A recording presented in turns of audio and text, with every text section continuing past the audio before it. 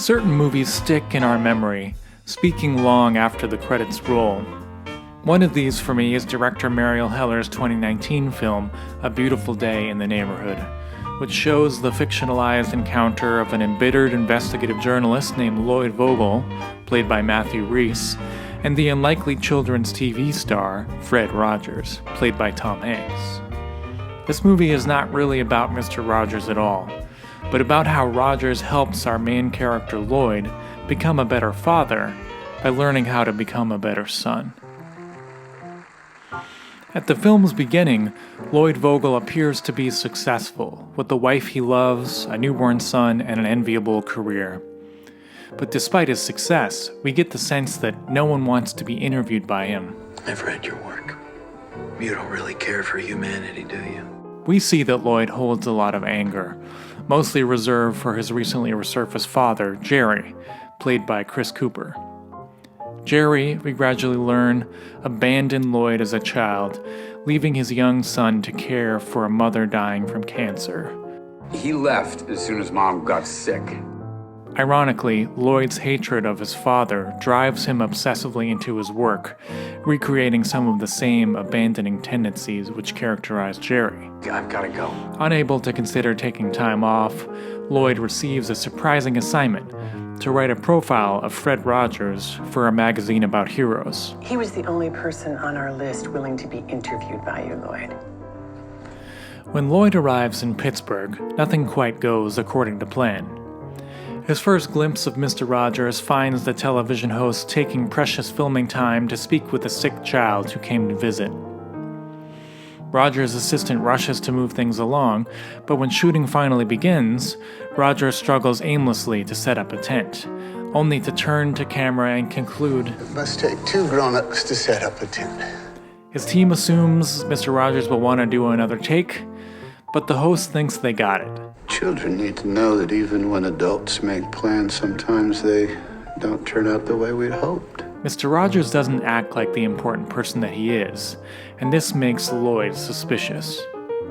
Surely he must be hiding something. But when Lloyd tries to figure out what that is, Mr. Rogers replies with questions of his own. What did happen to you, Lloyd? And Lloyd reveals more than he intended to.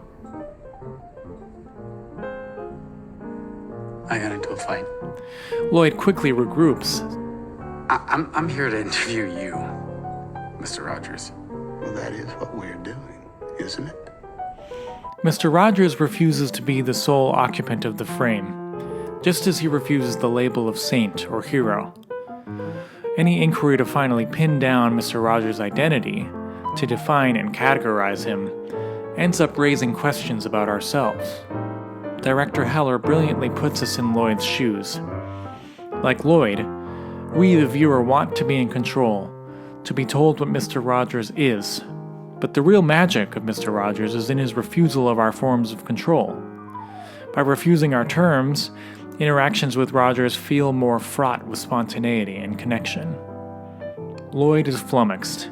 His job as a journalist is to stand outside the frame of his stories and observe, to unemotionally expose an untold and often unwelcome truth. But with Mr. Rogers, every attempt to exclude himself, to cover up his own emotional needs, fails, revealing Lloyd at the center of his own story and forcing him to acknowledge a responsibility to his world. Mr. Rogers ends their first interview by taking a picture of Lloyd, as he does with everyone he meets, showing again that what Lloyd thought was business as usual is, for Mr. Rogers, a real chance to know and remember someone. After the interview, Lloyd wanders across the studio, watching Rogers film a scene as Daniel Tiger, a hand puppet which Rogers needs to hide behind a set to operate, reading his lines from a teleprompter. Lloyd feels as if he shouldn't be watching this, embarrassed that someone might see his interest. Daniel Tiger sings a song about the very problems which plague Lloyd, how to acknowledge and express angry, unpleasant emotions. The film lingers for the entire song, focusing on the utter confusion on Lloyd's face. Can this adult man really be so earnest, so dedicated to the simple, straightforward, and compassionate? We feel like Lloyd, as if we're going back to our childhood, recalling the terrifying vulnerability of facing a world we don't understand and can't process. Lloyd seems to acknowledge a deep inner pain here for the first time, silently wondering if it's okay for him to trust again. Back in his editor's office, Lloyd says, I just don't know if he's for real.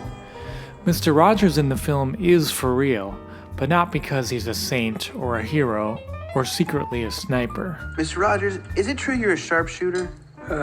Navy SEAL. No, I'm afraid not. Rogers is not reducible to what we think he is. He doesn't fully believe the stories we tell about ourselves. Rather, Mr. Rogers is real in the way that a friend is real. Someone too close to see objectively, someone who demands our involvement, who helps us question the hidden narratives we cling to about ourselves. The movie asks us why Rogers' form of realness, his refusal of our refusal of friendship, is so hard to accept. Lloyd sees himself as broken, but Rogers does not. Never met anyone like you in my entire life.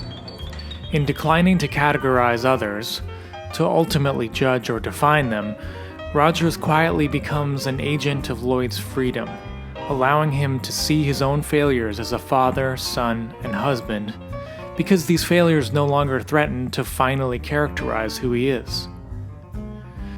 Lloyd is able to see, for the first time, that being a parent does not mean being a perfect parent.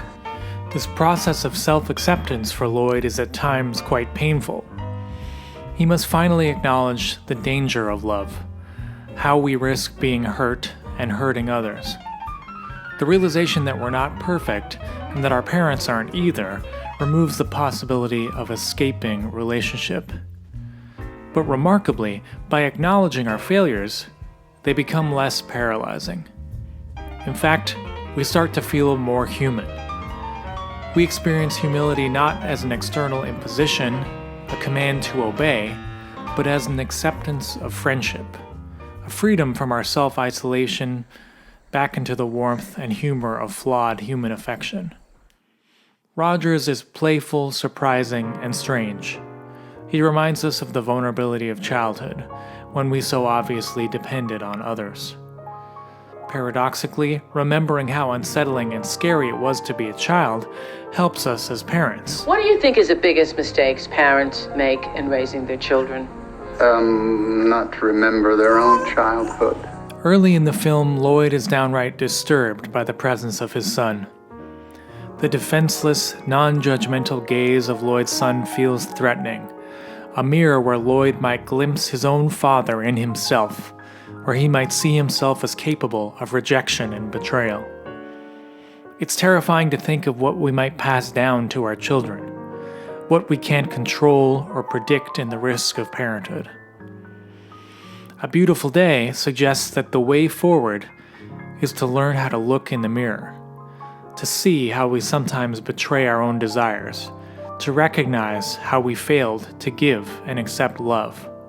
Lloyd eventually realizes he wants to be there for Jerry, even if Jerry wasn't there for him. At the same time, he starts being present for his own son, seeing and allowing himself to be seen in all his potential faults and limitations. 3 generations stay together in one room, not necessarily agreeing, not forgetting the past or denying a legacy of responsibility and failure, but nonetheless open to a potential future for loving and being loved. Parenting, A Beautiful Day in the Neighborhood suggests, is an unending willingness to see ourselves through the eyes of those around us, and a challenge to relinquish our most comforting stories about ourselves. We must learn how to accept ambiguity in our identities, to see ourselves as simultaneously dependent on and responsible for others, as both father and son.